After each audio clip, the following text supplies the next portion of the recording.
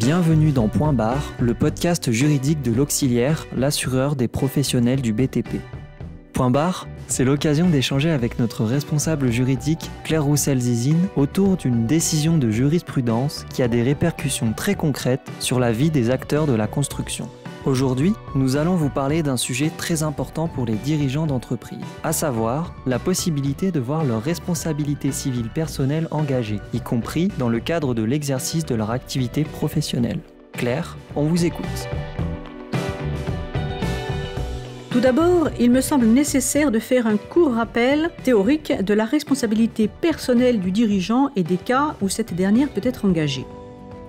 Il convient dans un premier temps de distinguer la responsabilité à l'égard de la société qu'il dirige de la responsabilité à l'égard des tiers, ces derniers pouvant être des sous-traitants, des fournisseurs, des clients ou bien des salariés par exemple. En ce qui concerne cette responsabilité à l'égard des tiers, sachez que la responsabilité personnelle du dirigeant d'entreprise ne peut être engagée que s'il a commis une faute personnelle séparable de ses fonctions. C'est une notion très importante et qui signifie, en clair, que la société fait d'une manière générale écran à la responsabilité personnelle de son dirigeant lorsqu'il accomplit des actes au nom et pour le compte de l'entreprise, et que seule une faute d'une particulière gravité, incompatible avec l'exercice normal de ses fonctions de chef d'entreprise, peut engager sa responsabilité personnelle. On donnera pour exemple le défaut de souscription d'une assurance obligatoire lorsque ce défaut est pénalement sanctionné, ou encore le retard dans la déclaration de l'état de cessation des paiements si ce retard a contribué à l'insuffisance d'actifs de la société.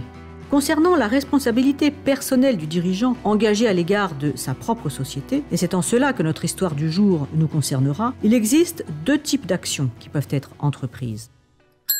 L'action que l'on appelle ut singuli, qui est l'action par laquelle un ou plusieurs associés poursuivent les dirigeants de la société en raison des fautes qu'ils ont commises et dont cette dernière est victime. Elle s'oppose à l'action que l'on appelle ut universi, qui est l'action en responsabilité engagée par les dirigeants eux-mêmes, notamment lorsqu'ils découvrent des fautes imputables aux anciens dirigeants durant l'exercice de leurs fonctions.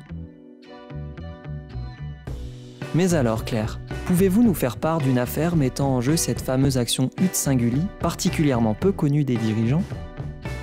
Prenons un cas très concret. Dans une SCI composée de deux associés à parts égales, également tous deux co-gérants, l'un d'eux exerce à l'encontre de l'autre une action sociale ut singuli aux fins d'indemnisation du préjudice social.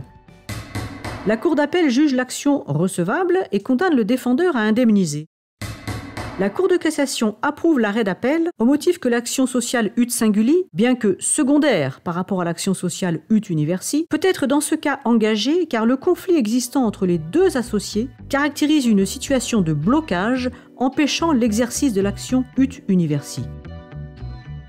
Que nous enseigne donc cet arrêt de la Cour de cassation ?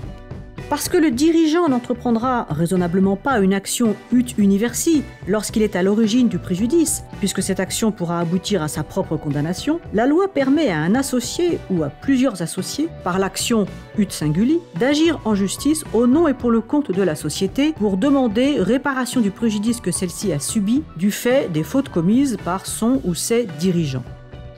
L'action ut singuli présente un caractère subsidiaire par rapport à l'action ut universi. Elle ne peut être engagée qu'en cas d'inertie des représentants légaux de la société ou en cas de blocage empêchant l'exercice de l'action ut universi, comme en l'espèce, où un conflit entre deux représentants légaux ayant chacun la double qualité de co-gérant et de co-associé interdit de fait l'exercice de l'action. En effet, le co-gérant prétendument fautif se serait immanquablement opposé à ce qu'une action ut universi soit exercée contre lui par l'autre co-gérant. Car chaque co-gérant d'une société civile peut agir en justice au nom de la société, sauf si l'un des co-gérants s'y oppose.